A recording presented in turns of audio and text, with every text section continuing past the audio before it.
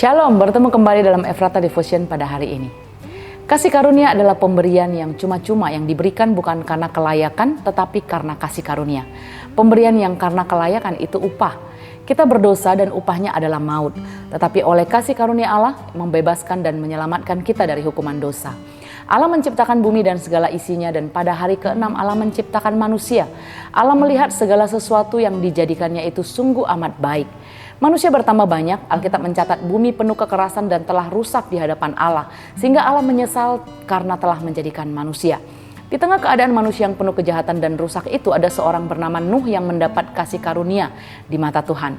Di ayat 9 dilanjutkan, inilah riwayat Nuh. Nuh adalah seorang yang benar dan tidak bercela di antara orang-orang sezamannya, dan Nuh itu hidup bergaul dengan Allah. Orang yang mendapat kasih karunia bukan saja diberitahukan tentang rencananya, tetapi Tuhan juga memberitahukan apa yang harus dilakukannya. Nuh harus membuat bahtera dari kayu gofir untuk menyelamatkannya dan keluarganya. Dan Nuh melakukan tepat seperti yang diperintahkan Allah kepadanya. Orang yang mendapat kasih karunia Tuhan mendapatkan tugas dan tanggung jawab yang dia harus kerjakan.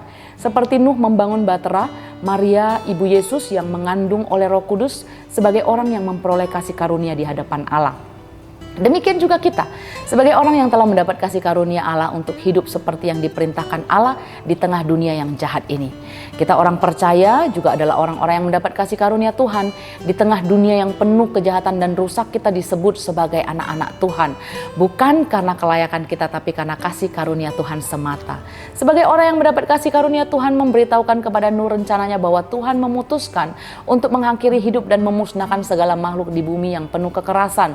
Rencana Tuhan juga dinyatakan kepada kita melalui Alkitab, melalui firman Tuhan.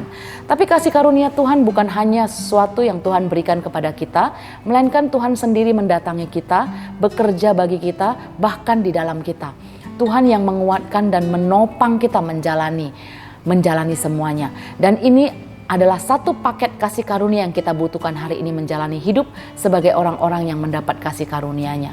Dikaruniai, ditopang untuk menjalaninya sampai akhir.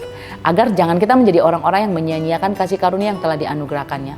Lebih taat kepada firman itu akan memampukan kita hidup sebagai orang yang mendapat kasih karunia Allah. 1 Korintus 15 ayat 10 berkata, tetapi karena kasih karunia Allah aku adalah sebagaimana aku ada sekarang, dan kasih karunia yang dianugerahkannya kepadaku tidak sia-sia. Sebaliknya aku telah bekerja lebih keras daripada mereka semua, tetapi bukannya aku, melainkan kasih karunia Allah yang menyertai aku. Mari kita berdoa. Tuhan, terima kasih Engkau begitu baik dalam hidup kami. Engkau memberikan kepada kami kasih karunia-Mu yang begitu besar. Kami dibebaskan dari hukuman dosa.